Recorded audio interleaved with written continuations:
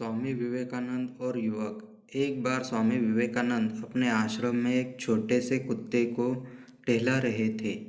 तब अचानक एक नौजवान आया जो बड़ा परेशान नजर आ रहा था। उसने आते ही स्वामी जी के पैर पकड़ लिए और उनसे गिड़गिड़ाने लगा कि स्वामी जी उसकी मदद करें। स्वामी जी ने उसे उठाया और शांत रहकर अपनी समस्या बताने के लिए कहा। युवक बोला, स्वामी जी, मैं काफ़ी पढ़ा लिखा हूँ और मेहनती भी हूँ, लेकिन फिर भी मैं आज तक अपने किसी काम में इतना सफल नहीं हो पाया जितना मैं हकदार हूँ। स्वामी जी ने उसकी सारी बात गौर से सुनने के बाद उससे कहा कि मैं तुम्हारी समस्या का हल ज़रूर बताऊंगा, लेकिन उससे पहले तुम्हें मेरा एक काम करना पड़ेगा। तुम्हें इस कुत्ते को थोड़ी देर दूर तक टहलाने के लिए ले जाना पड़ेगा। युवक को स्वामी जी ऐसी शर्त बड़ी अजीब लगी। फिर उसने सोचा, इतना आसान काम तो है कि देता हूँ और बदले में स्वामी जी से समस्या का उपाय मिल जाएगा। युवक ने स्वामी जी के पास से कुत्ता लिया और उसे टहलने के लिए ले गया।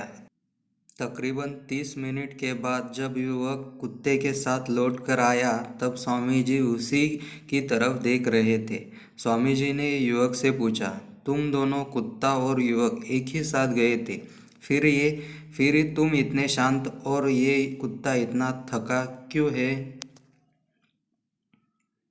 युवक ने स्वामी जी के सवाल का उत्तर देते हुए कहा, आपका ये कुत्ता बड़ा चंचल और शरारती है।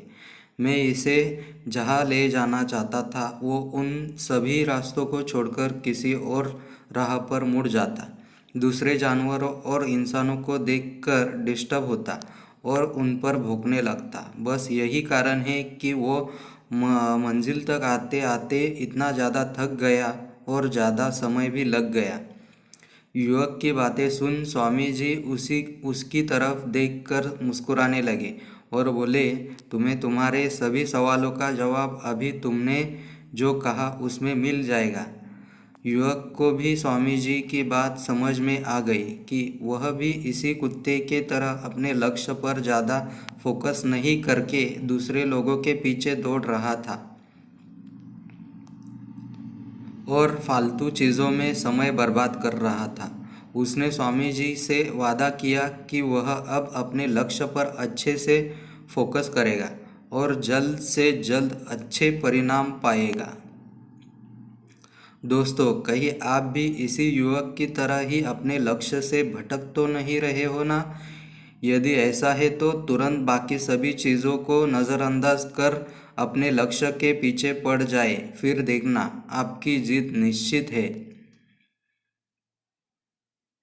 उम्मीद है स्वामी विवेकानंद की ये छोटी सी प्रेरणादायक कहानी आपको पसंद आई होगी और आपको जीवन में अपने लक्ष्य को पाने की प्रेरणा में बढ़ोतरी हुई होगी।